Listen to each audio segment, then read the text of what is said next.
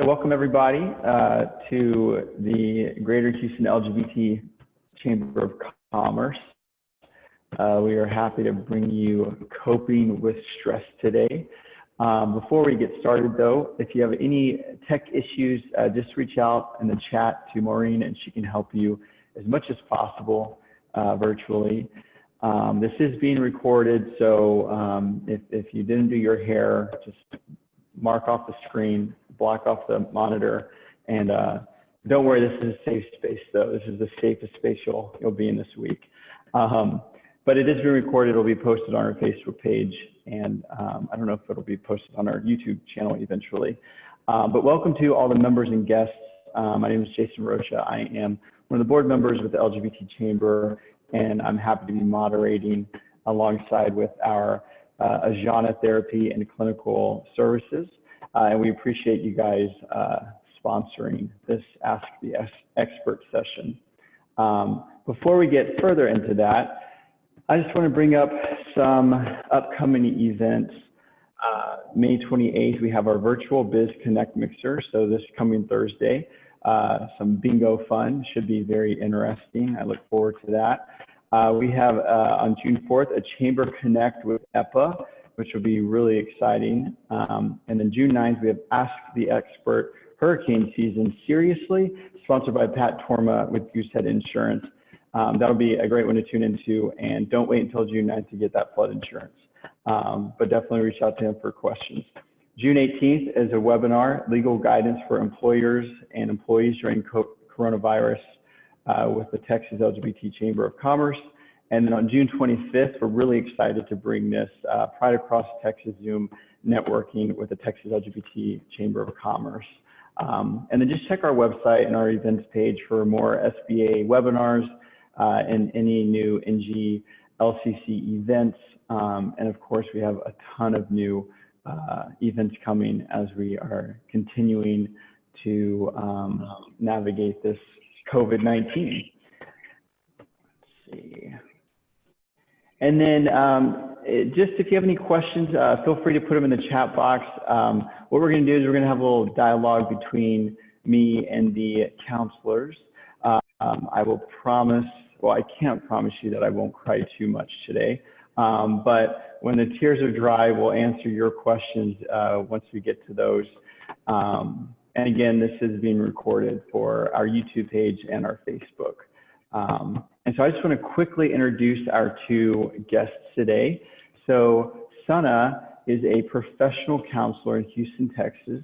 She is an alumna from the University of Houston, go Cougs, where she earned her Master's of Education in Counseling, and her undergraduate degree was completed at Texas A&M University in College Station. Sanna currently serves as a lead clinician at Ajana Therapy and Clinical Services, where she provides individual and group therapy. Welcome, Sanna. And then we also have Kristen. She is a native Houstonian and is also an alumna from the University of Houston, where she earned her Master's of Education in Counseling. Her undergraduate degree was completed at Texas A&M in College Station. And Kristen is a professional counselor and currently serves as a lead clinician at Ajana Therapy and Clinical Services in Houston, where she provides individual and group therapy. She also provides community and school-based peer support groups through, how do you say that, Kristen? Is it Remind? Remind, yes, you got it. Remind, and it's a nonprofit organization. I just want to give you guys a quick little background on Ajana Therapy and Clinical Services. It is an inclusive and multiculturally competent counseling practice in Houston, Texas, that offers mental health therapy, consultation, supervision, assessment, and training. They have a great group of empathetic, knowledgeable, and authentic clinicians that specialize in trauma therapy, life transitions counseling, depression, anxiety, stress management, relationship counseling, substance use treatment, maternal mental health, and crisis. They are an affirming practice for our LGBTQ+ community and also offer mental health and immigration evaluations. Additionally, they provide online therapy and yoga for healing sessions. Let's see how they can help you navigate some of the complications of being human, especially during this time. So welcome, ladies. How are you doing today? Thanks, Jason. Thank you so much. You're doing well. You're welcome. All right. We're excited to have this conversation about something that we know like impacts all of us all the time. We honestly don't really talk enough about. Yeah, absolutely. And just real quick, again, if you have any questions throughout this time, just feel free to put them in the chat room and we'll get to them eventually. So, what is stress and what are some ways that it impacts us? So that's a really big elusive word, right? This word stress that we hear about all the time. We've probably gotten really used to thinking about, oh, I'm so stressed, or having a really stressful week. Next week will be better for me. I mean, this is all pre-pandemic, and now we hear a lot of terms about, or conversations about all the different ways our lives have changed and how stressful that all truly is for all of us. And so we thought it'd be really helpful just to kind of have some conversation about what stress actually means, the actual biological impact it's having on us inside our bodies when we're in these situations, and the impact that has on us. So something that I think is important for us to kind of set the tone in today is there's actually a really big difference between a stressor and the stress itself. So when we talk about stress, that's usually referring to what we're feeling. If we're feeling tension, if we're feeling really worried or anxious about something, if we're feeling, the pressure of something that's pending, that's our stress itself. But we feel that in response to usually like a person, a place, a situation, something that feels really threatening, right? Something that makes us feel out of sorts or on edge. And so, I'm gonna take all of us back to like high school science class for a second. So remember when you hear about, fight or flight, the stress response cycle that happens in our body. And so you don't hear about it quite so much, I think, in adulthood. I certainly don't think I've heard enough about it in my life. And so I think it can be really helpful for people to know that, way back in the day, when we were faced with stressful situations, back when our lives were not near as modern and, as fast paced as they are now, we had this built-in biological kind of primitive way to respond to threats. So back in the day, we were faced with a bear or something equally terrifying, what kicks in? That whole fight or flight response where, our body, the part of our brain that talks about or helps us with making decisions and thinking clearly and judgment and all of the things that we really, can take for granted sometimes, that kind of goes out the window.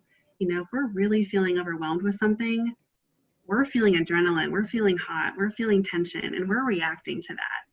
And so in the present day, the bear is usually gone. Most of us probably aren't faced with the bear, or maybe ever will be in our day-to-day lives. But the bear can look different, right? The bear, so to speak, that's causing our stress, it can be, a financial concern. I mean, given what's going on with COVID, that's a big factor for all of us in our businesses. It can be a difficult conversation with a loved one, or maybe at work.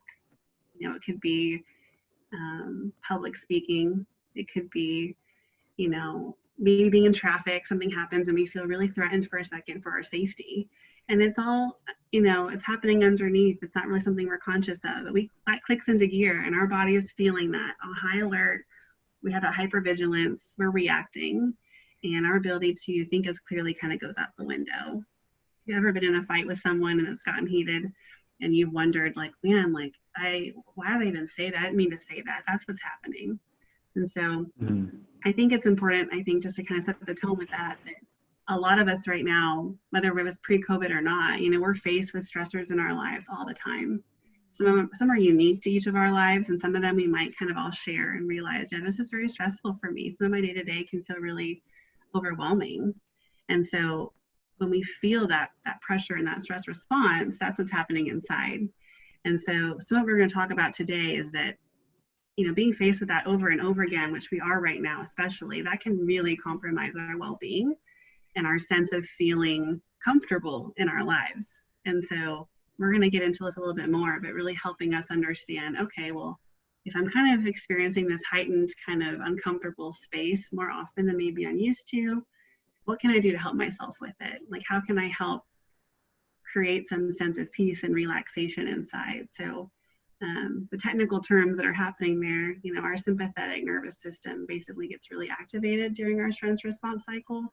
And we're going to talk a little bit further about this today, but thankfully there are ways that we can learn and practice to help counter that. And we can help ourselves come off of that and really teach our body how to practice some relaxation in different ways to help us come off of those heightened feelings. So when we talk about stress, that's really a big part of what's happening for us, whether we're conscious of it or not. And it certainly impacts all of us in different ways, you know, and in long term, it can cause such severe increase in our risks for long-term health challenges, you know, things that we think of as even really scary or difficult. So when we say it's stress or it's just stress, something we hope we can take away from today is it's never like just the stress, right? We all deal with minimizing. I'm sorry? Minimizing. Yeah. I think we get really used to minimizing it, right? We minimize it, we think it's normal, we have this go, go, go. I had a connection difficulty here. We're not able to hear you. Yeah, I'm sorry, Jason, I couldn't hear what you were saying.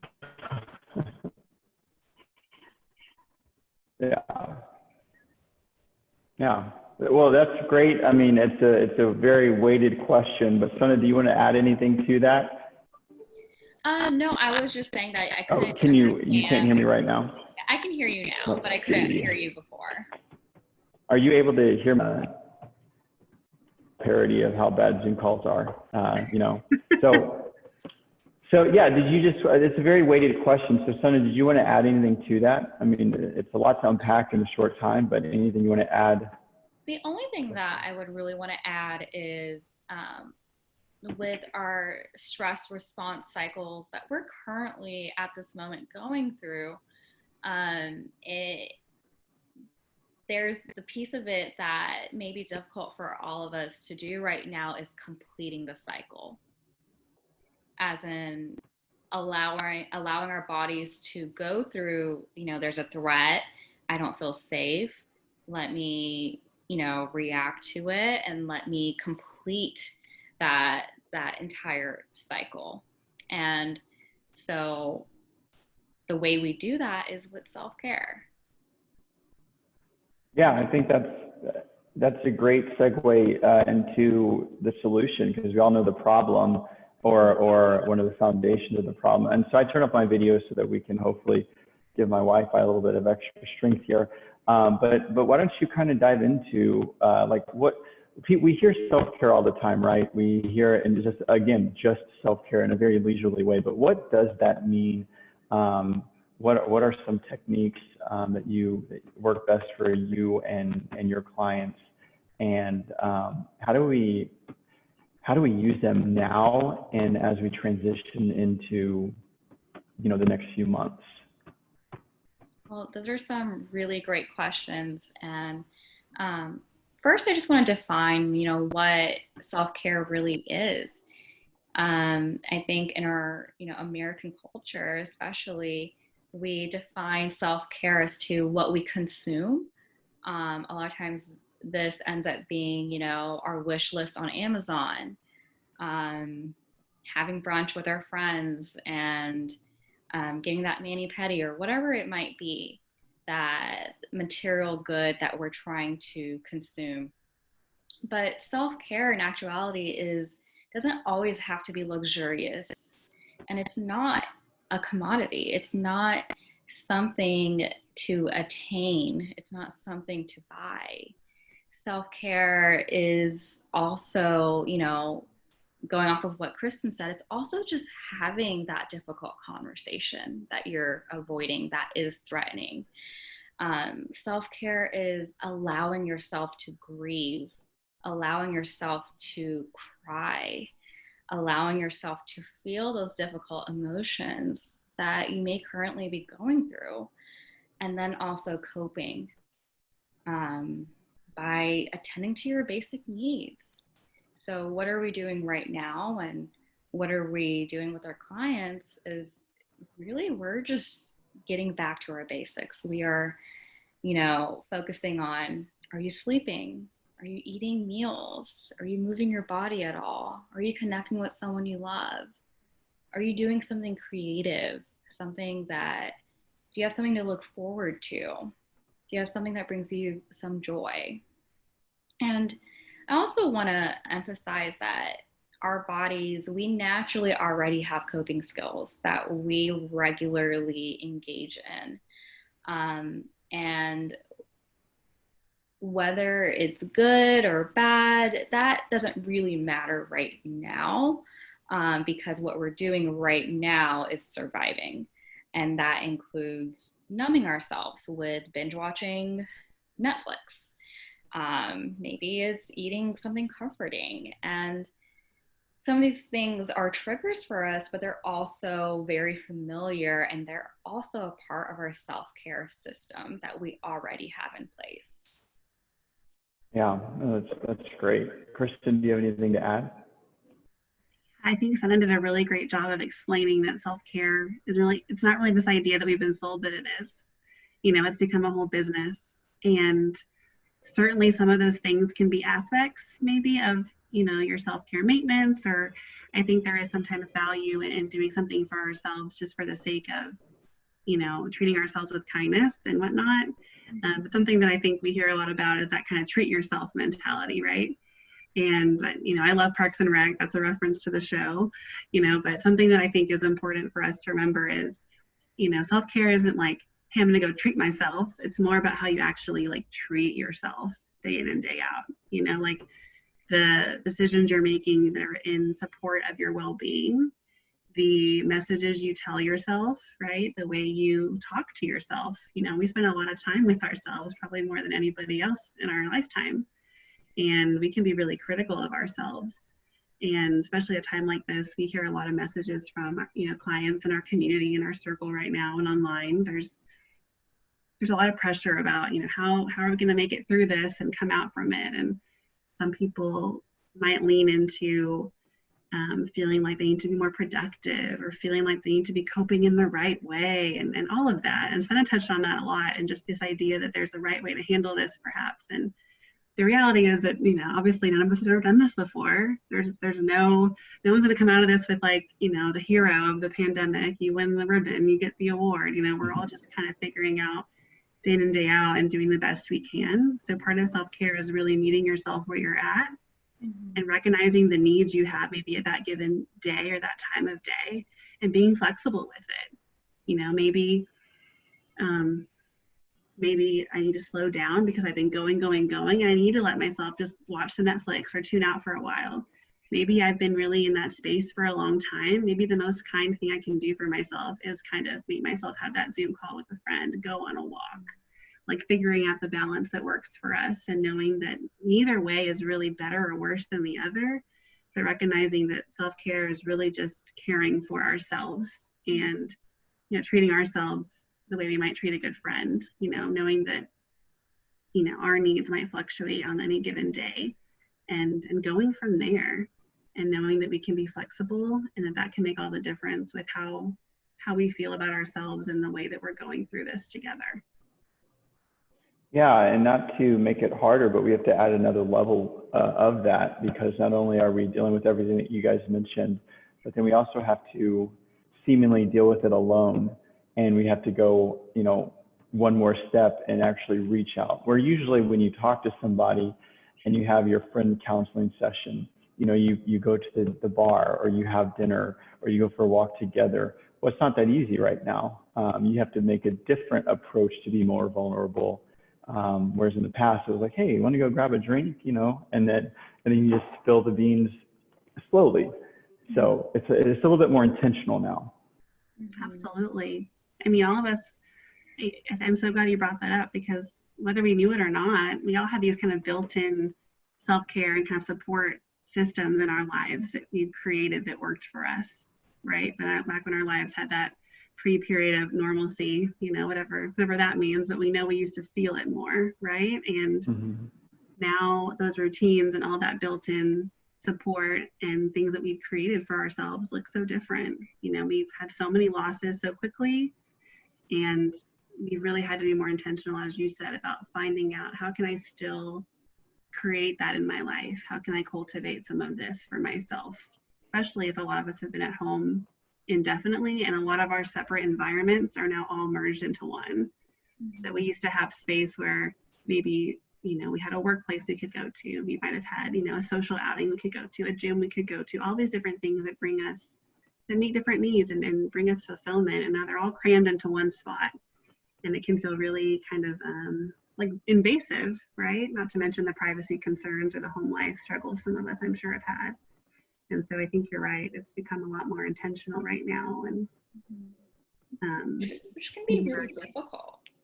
It's difficult to be intentional with your vulnerability. It's so much easier to say, hey, let's grab a drink. You want to go out for lunch, than it is to say, hey, I really need to talk to someone right now. Yeah. Maybe that's one of the good things we take from this, is just to be more intentional with ourselves and our friends and our circle. But what are some, I guess, not what, but how and why is it harder to take care of ourselves? I mean, we just kind of talk about vulnerability, but what other factors play into that, and why we put ourselves last and neglect ourselves before others? I think that's a really, really good question. Part of it, I want to go back to a little bit to what we talked about in the beginning about the stress we're feeling. Something that I think might help shed some light on this is, for example, Sanna and I, obviously, we're in conversations a lot day in, day out that touch on this, but we know that most people might not be viewing what the pandemic is through this lens of it's really become this big collective shared trauma that we're all experiencing. And that might be the first time some people on this call have heard that before, like really viewing it in that way. And when we say that, we don't mean it lightly. When we think about what a trauma is, it's very much a sense of your kind of safety and security being ripped out from under you. It's too much too soon or too much for too long. And, while our days have really fluctuated and there's a lot of recent changes for some people to adapt to, we're going on several weeks and months now of having life as we know it completely thwarted for ourselves. We've had to also grieve a lot of collective losses all at once. Some of these things might feel bigger or less to certain individuals, and sometimes that's helpful with perspective, but can also feed into what we talk about as what's known as comparative suffering, where we might think, well, I'm not allowed to feel bad, or I shouldn't feel bad about this. What do I have to complain about? People have it so much worse here or there or wherever. And that doesn't mean some of that might not be valid in certain ways, but what it does is it invalidates your own experience in it, and your own feelings and experience still matter. You don't matter any less just because someone else's experience might be a little different.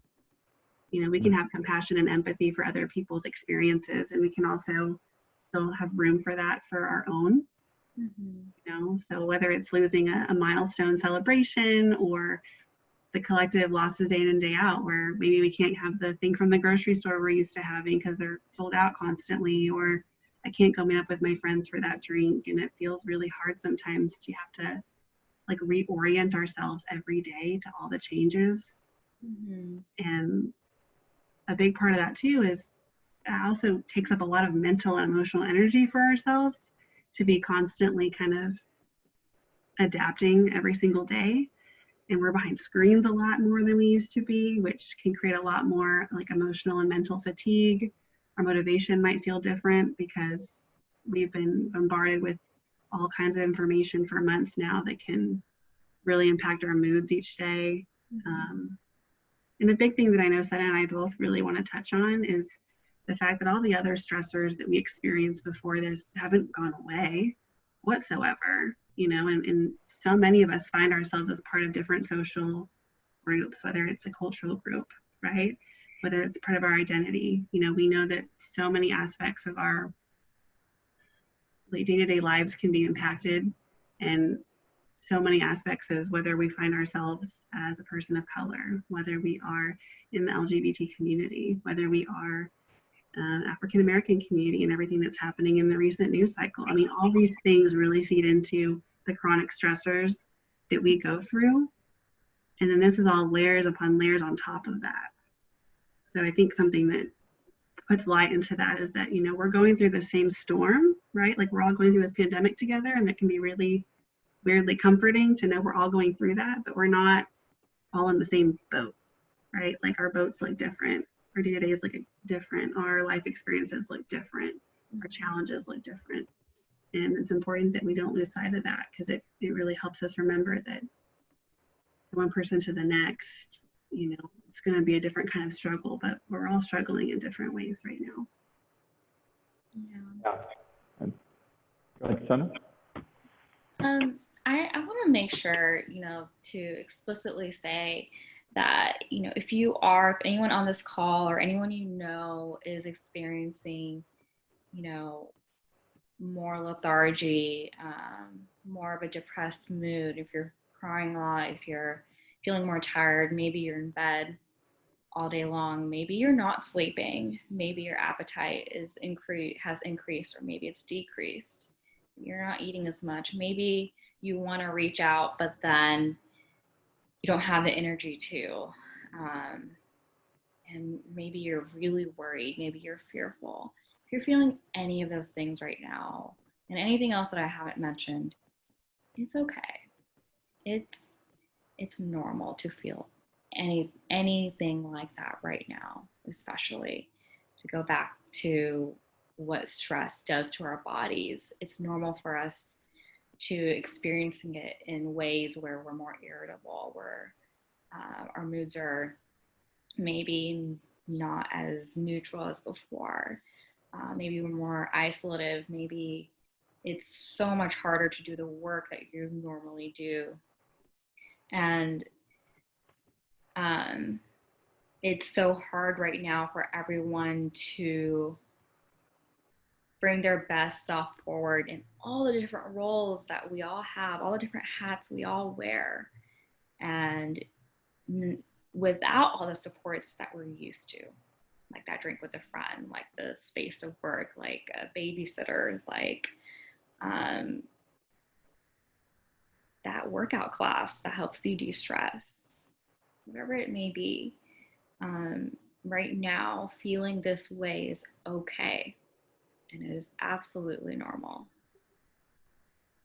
Yeah, no, that's great. Well, I guess I have one more question for you, and to all of our guests and members, feel free to ask any of your questions in the chat box, and I'll try to keep up with those and get to those. But if you could just, so that's a lot of heavy stuff to navigate and kind of walk through with you guys digitally. And so what are some, how do we take care of ourselves? What is the, some of us are solution-based people, which isn't always a good thing. But what are some solutions or some things that we can get on a different path to clarity? I think the first thing that I would emphasize is being kind to yourself through this time, and recognizing that the expectations you had for yourself before all this started don't necessarily have to be the same, because you won't be functioning in the same capacity. That's an unrealistic expectation to have. So for people who are very solution oriented, think about the structure that you had before in your life that helped you function, that helped you move through your day, and think about what you might need right now. Do you need to give yourself a bedtime? Do you need to buy more vegetables? Do you need to make sure you take time to go outside? And so just ask yourself those questions. What was it about my life then that made me feel good, that provided that stability for me? And then think of, well, what does that look like in this space? That's why I can't really give a straight answer, because everyone's lives are different and what works for everyone is different. So kindness, structure, adding creativity, some movement, nourishing yourself, whether it's socially, nutritionally, and then give yourself some time to reflect and process what you're going through. That's a major part of taking care of yourself right now, is reflecting. Okay, how did I feel today? Checking in with yourself. And is my stomach growling? Am I hungry? Did I have enough water? What was difficult for me? What was a highlight of my day? What brought me joy? What's something that would give me stability, a sense of calm? Yeah, I think those are all great things. I mean, like you said, it's everyone's so different. Everything's so different right now, and so I'm going to kind of start off with my question about this. So I'm a really great faker at being an extrovert, and so this time has actually been really peaceful for me. I miss people, but there is a little bit of anxiety of like getting back to normal. So getting back to 5 or 6 events a week, getting back to, being on a little bit more than I am now. So what does that look for the other side of things that we don't really talk about? Going back to normal, and the stress and anxiety about that. What do you guys have anything on that? Not just for me, surely there are others that are in the same boat. I think I love that you brought that up, because I myself am also like a social introvert. So I love being around people, but it's also something that brings me anxiety. So I'd say recognizing your boundaries. So you say you feel like you're at peace right now. That means what is in place, the boundaries you have in place right now serve you. And it allows you to be at a place where you feel better. So moving forward and going back to our new normal, what boundaries would you need to put into place to continue to feel that peace, to continue to take care of yourself in that way? Maybe it's you don't go to every happy hour. Maybe it's having lunch by yourself. It could be so many different things. And I think right now everyone is probably in a place where they're re-examining their priorities and re-examining what kind of life they do want to live moving forward. So I think it's important to look at, well, what is working right now? And what do I want to keep with me and continue doing in the future?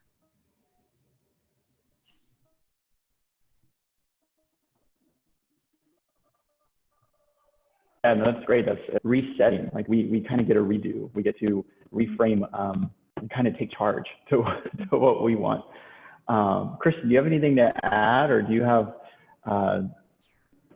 What's your experience with obviously as private as you can be about your patients, but what you're hearing? I'm happy to share. I agree with both of you, and I'm sure many people maybe on the call. I mean, we all fall on different kind of layers of whether how extroverted or introverted we might kind of categorize ourselves of. I'm more of an extroverted introvert, but I really value time with myself. So I haven't had as much of a struggle in that particular part of this time than many people have, and I work with several people who are more extroverted. I know it's been very challenging, and some of you on the call might be feeling the same way, where it's been really difficult to not have that social interaction, that in-person piece, that shared physical space where you feed off each other's energy.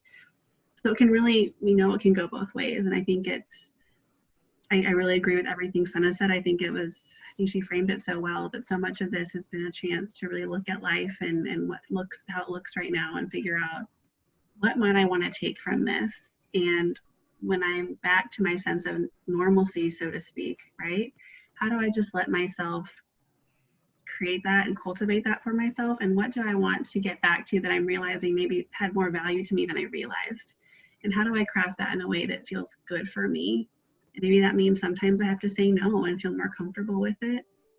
And maybe I'm realizing I can be more intentional about things I want to experience and help create that. And so it can go both ways. A lot of what I'm seeing with clients and the people we work with is, in response to all of this, in response to heightened stress, we often see people go into either like an over-functioning mode or an under-functioning mode. And we've talked about that a little bit today already, but you might see people when they're faced with uncertainty and things feel really out of sorts and out of control, really start, going, like grasping for things they can control in their environment. And that's people that you might see thriving and really trying to be productive. And these are people that might have bought out Costco in February, right? And I'm not saying that with any judgment. This is something that people really rely on as a form of coping, and many people might swing on the other side of the spectrum and feel very overwhelmed with all the uncertainty and have a hard time getting out of bed or getting off the sofa. And it's really interesting to see how a lot of us kind of lean more so in either direction. That's kind of our baseline for how we handle stress and wanting to cope with everything we've been kind of thrown our way. And so I say all that to think, if you notice either one of those, kind of coping styles within yourself during this, think about after this, if you'll recognize that more, and you'll know where that comes from. So if you tend to really move in the over-functioning and kind of productive mode, like recognize what that purpose that's serving for you, and give yourself permission to take a break if you need it, especially if you're feeling overextended socially at some point, and if you're on the other side a bit more so, let yourself feel empowered to motivate and to remind yourself you are capable of getting out there and doing something that maybe you feel less willingness to do. Reminding yourself how good it will feel to maybe go and have that interaction, maybe get outside for a little bit, either or. Yeah, I think you touched on some of this. We have a question. As energy levels fluctuate from week to week, what's the best way or ways to just let yourself be okay with where you are at any given moment or week? I think Sanna and I would both probably touch on the self-compassion piece here. And it's something that many people aren't as familiar with. Even the term self-compassion sometimes makes a lot of us cringe. We have this built-in idea that some of us aren't allowed to care about ourselves or take care of ourselves. It becomes so externally focused, and we have to be producing, and we have to be looking ahead and planning and preparing and looking out for everybody else. And usually come from really well-intentioned, giving kind of individuals and people, but we're allowed to direct that inward, right? When we do that, we are so much more capable of showing up for other people when we show up for ourselves. So there's a small, actually self-compassion, short little exercise that we tend to use with individuals. And I'm wondering if we could go into that right now for a minute. It only takes a minute or two to really give everyone the idea of, but maybe we could do that for a few minutes here and see how that impacts people. Okay, we see it, please. Okay, so let's please that. do. Sanna, would you like to start us off? Sure. So if everyone here could, give yourself a minute to just think about something that's been causing you some stress during this time, whether it's with the pandemic or your family, your friends, work, whatever it is, I want you to bring that to your mind. Now, if you feel comfortable, you may close your eyes or lower your gaze, have a soft gaze,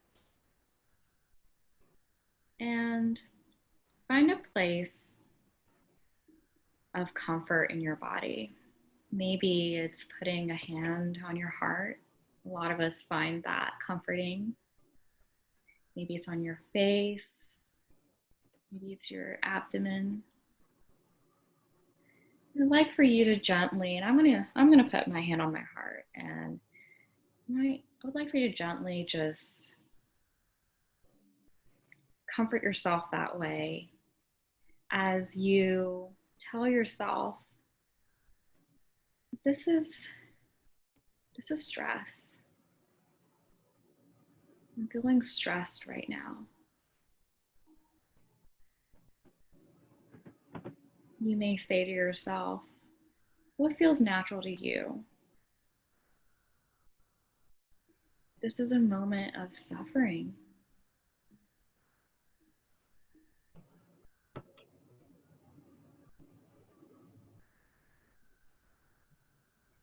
And then remind yourself of your common humanity.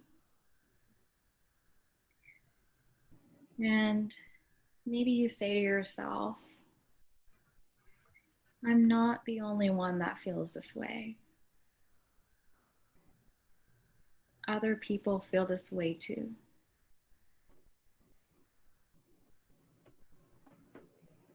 I'm not alone.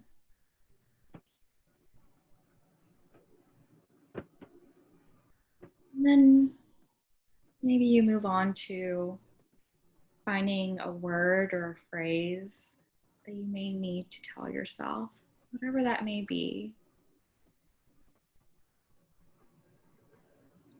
Or you may repeat after me and tell yourself, may I be kind to myself. May I be at peace.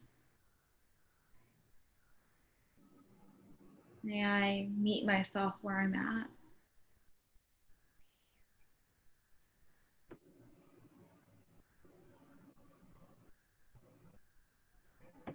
May I love myself just the way I am.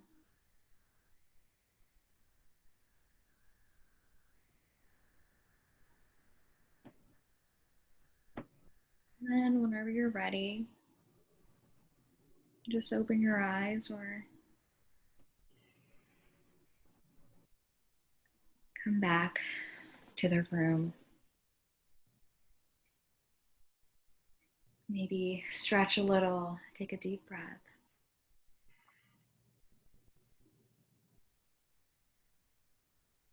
And reorient yourself.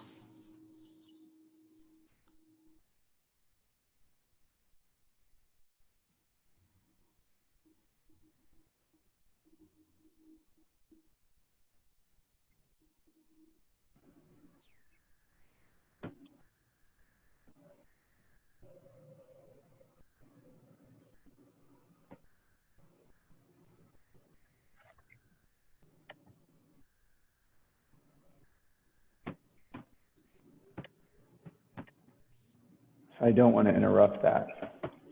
I think we all wanted to keep going. Thank you for that. That was incredible. Yeah, well, do you guys have any anything you want to leave us with? Any tips? If you could put your contact information, or Maureen, I don't know if you can quickly do that. And get your contact information in there. You guys visit with people virtually, correct? Mm-hmm. Yes. Perfect. Yeah, if you could just add that information, thank you for getting that in, Maureen. And yeah, any parting words from you, or advice, tips, anything from either one of you or both of you? We just want everyone to know that it's okay to feel anything and everything you're feeling right now. Mm-hmm. You know, I know that was something we've tried to touch on a lot today. We just really want to normalize it for everyone, you know, and remind you that, you know, we, as the so-called experts, right, we're human too, and we're right there with you. This isn't easy for anybody, and it wasn't supposed to be. And so the more we can try to cultivate some of that, those moments where we can check in with ourselves and be kind or give ourselves grace, they really do matter. You know, they can help us feel better about ourselves and feel more capable of getting through whatever we're faced with. Mm-hmm. So we just really encourage everyone to know that there's no right or wrong way to be. We've been asked to do a lot, and we're taking on new roles and new environments. And whether we realize it or not, it has been incredibly stressful, even if it feels more low-level stress on certain days. Mm-hmm. So with that awareness and that knowledge, just be kind to yourself, figure out the routines that work for you, lean into your natural rhythms. Mm-hmm. And check in with yourself. Yeah. Check in with your body. See what you're actually feeling. Reminder, it is totally okay to numb yourself with Netflix and food and whatever. That's okay. That's a coping skill, and that we need that too. We need that. We need to be able to check out, but it's important to also check in. Right. You know, are you hungry? Are you sleepy? Do you need love? Do you need a nap? So check in with yourself and speak to yourself as you would a friend or even a child. Yeah, it's a big one right now. I think we talk to people about is kind of embracing your inner child in certain ways. You know, thinking back to what brought you joy, maybe growing up, or things that bring you joy now, and making time for them. Mm-hmm. Right, choosing joy in the midst of a lot of difficult things, finding ways to look for the good. Might be harder on some days, absolutely. Doesn't negate all the hard stuff whatsoever, but we tend to feel a little bit better if we look for some of the good and give it to ourselves through those activities. So it's something we encourage. Something that we can leave you with too is sometimes we can re-experience feelings tied to those events the more we think about them. So being mindful of our thoughts, you know, it might be hard for us to really observe them and get comfortable with them. It takes practice. But the more we think about our challenges and painful things, whether it's current or past, the more we experience all those feelings. And so while it's important to give ourselves space to do that, also know the other side is true. And if we let ourselves, you know, do those things that bring us joy or make us happy, we can conjure up the feelings that we associate with them or think back to memories and visualize the times that we've lived through those before. And that can bring us some comfort as well when we need it. You have the wisdom in your body. You have the wisdom already within you. But if you would like extra support, then reach out. We're here, and so are a lot of other therapists. Mm-hmm. Right. We recognize something like this might be the first time some of you have done a conversation like this or been a part of it. You know, we don't know, but we imagine that might have been the case. So we just really are grateful that you gave yourself this space today to be here, to share in this experience, to listen, and to have this be part of your self-care for today or this week moving forward. You know, we know it's not easy whatsoever to confront this stuff in ourselves or to confront stress or to confront the challenging feelings. It's some of the hardest stuff we'll probably ever do as human beings. And so we want to remind ourselves of that, like how strong you all are. Very resilient, capable people. Thank you so much again for having us, and please reach out to us if we can help anymore. Well, yeah, thank you guys so much again. This is incredible. Again, you can see their information in the chat box. Feel free to reach out to them. Share their information with your friends and family in a very kind, compassionate way. Yeah, we look forward to seeing you all at different events Thursday for the bingo and any other Zoom meetings we have for the time being. So thanks, Kristen and Sanna, and we just wish you the best, and we hope to see you guys soon. Thank you all. Thanks so much. Thank you. Bye. Bye, everyone. Thank you.